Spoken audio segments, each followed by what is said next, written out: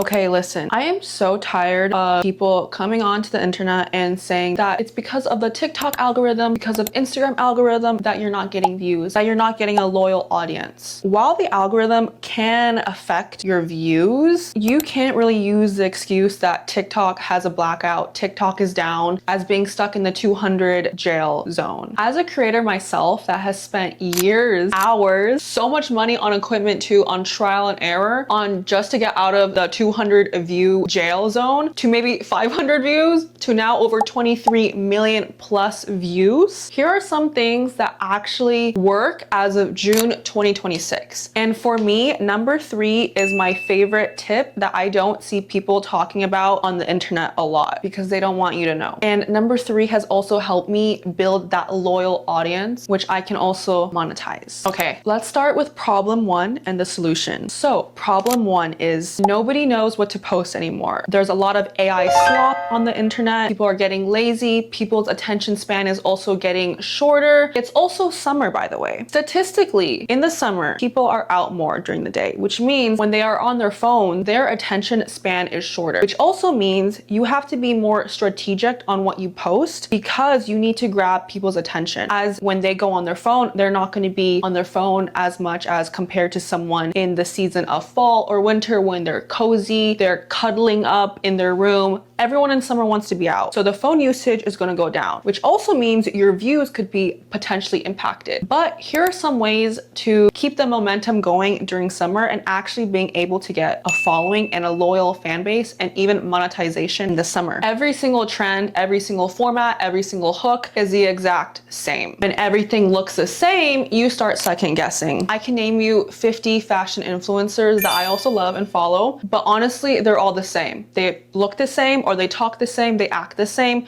the hooks are the same, everything's the same. It doesn't matter what niche you're in. Creators are spending months, years, like myself, trying to figure out their niche. Posting trending content can do well in the short run, but at the end of the day, if it does not match your overall aesthetic or your overall goal on what your account wants to be, it's not gonna be good. Those quick few million views might get you some following, but if you've ever had a video go viral, you'll notice that the people that follow you off these viral videos, they're following 5,000 people. They're also following 1,000 people or 1,000 plus. So versus a video that gets maybe like 50K or even 100K views or even 20K views, the people that follow you, they don't follow that many people, which means it's also a better ROI and a higher CPM, you could say. You don't want to post a lot of things that are trendy if it doesn't match your overall aesthetic and vibe. Niche creators are starting to earn 3 to 5 times more on engagement than the bigger creators. Right now, the saying quality over quantity is more important than ever. Point 2, the average creator wastes 6 to 12 months of finding out what works for them, finding out their niche before they actually lock in. You don't need to do that. You don't need to waste your precious time, your energy. You can also use tools. So one thing that a lot of creators in the past did not have the advantage of was back then that we did not have AI to kind of help with your videos. We didn't have tools like AI to assess what's going good, what's going bad, and saving us hours on figuring out what to post. Use AI to your advantage, especially right now. In this day and age, AI is not escapable, so it's better to use it to help you gain. Instead of you asking your friends, is this picture cute? Should I post this?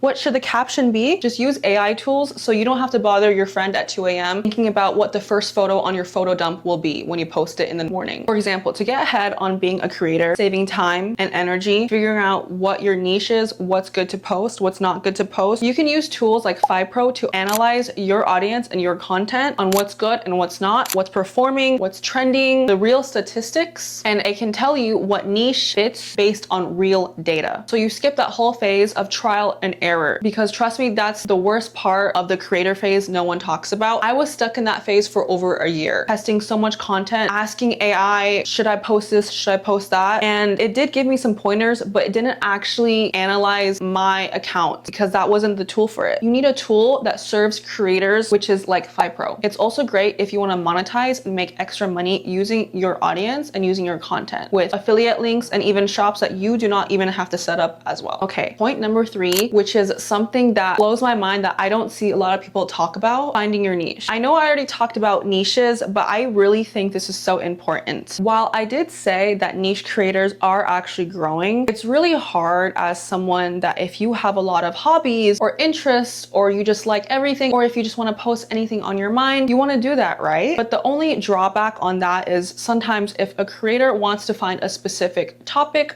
or a problem, they might not think of you right away because you're posting about everything. So it's like a double-edged sword. But here's something that creators actually have been implementing on for a couple of years, but people haven't really clocked it. It's not clocking to you. For example, for me, I love fashion. I love perfume. I also run. I'm an athlete. If I post every single thing that I'm into, my account is going to be disorganized. You wouldn't really know where to pinpoint me as a creator. For example, when I think of an LA fashion creator, I have 5 creators that easily come up to my mind because they are so known in that niche. But for example, if you were trying to find a specific makeup technique or even watch running vlogs, I'm not going to be the first creator that you think of because my content is all over the place, right? So this is what you do. And this is what is working for me. Make a series. I have a running series. I have a perfume series. I have a weight loss journey series. They also overlap. So when I do running vlogs, I talk about what I'm wearing, what perfume I'm also wearing. And the improvement after I started doing series has become drastic. I was stuck in the 300 to 400 view jail. After doing series, the average view is about 70,000. This is great for people that have ADHD because you want to post everything, right? But you also want to put yourself in a niche, but you also don't want to hide yourself and hide your personality just to fit one criteria. I get it. This is the perfect way to post anything that you are passionate about in more of an organized way. A series gives your audience something to come back for without boxing you into one thing forever. You don't have to be stuck into that specific topic. So if you're not into that hobby that you did a few series on a while ago, you can just end the series, but people will still watch that and it's easy for them to watch. You're not dumbing down your content. You're not hiding who you are. You're just making it more organized. People like to binge watch. So if people are doing research or looking at a certain topic, they can binge watch your series, which gets you more views and even more loyal followers. This is the perfect middle ground from finding and posting your niche